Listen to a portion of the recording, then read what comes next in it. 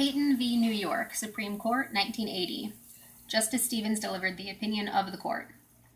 These appeals challenge the constitutionality of New York statutes that authorize police officers to enter a private residence without a warrant and with force, if necessary, to make a routine felony arrest.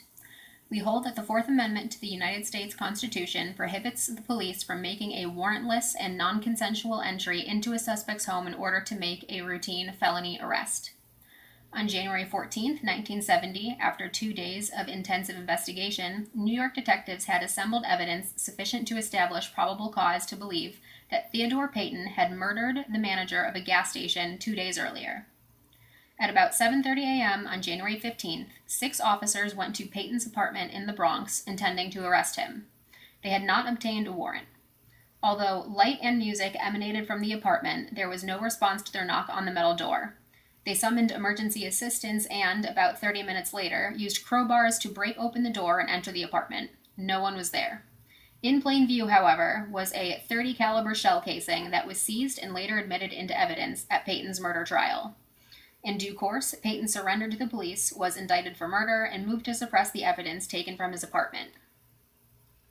It is familiar history that indiscriminate searches and seizures conducted under the authority of general warrants were immediate evils that motivated framing and adoption of the Fourth Amendment.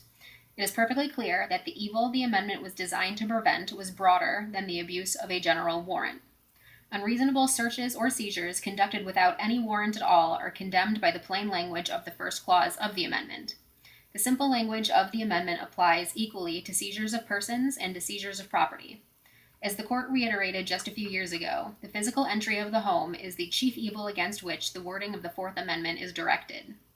And we have long adhered to the view that the warrant procedure minimizes the danger of needless intrusions of that sort. It is a basic principle of Fourth Amendment law that searches and seizures inside a home without a warrant are presumptively unreasonable. The Fourth Amendment protects the individual's privacy in a variety of settings. In none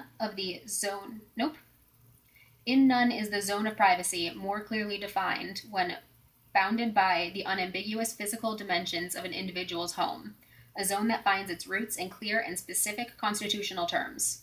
The right of the people to be secure in their houses shall not be violated. That language unequivocally establishes the proposition that at the very core of the Fourth Amendment stands the right of a man to retreat into his own home and there be free from unreasonable governmental intrusion. In terms that apply equally to seizures of property and to seizures of persons, the Fourth Amendment has drawn a firm line at the entrance to the house. Absent exigent circumstances, that threshold may not reasonably be crossed without a warrant.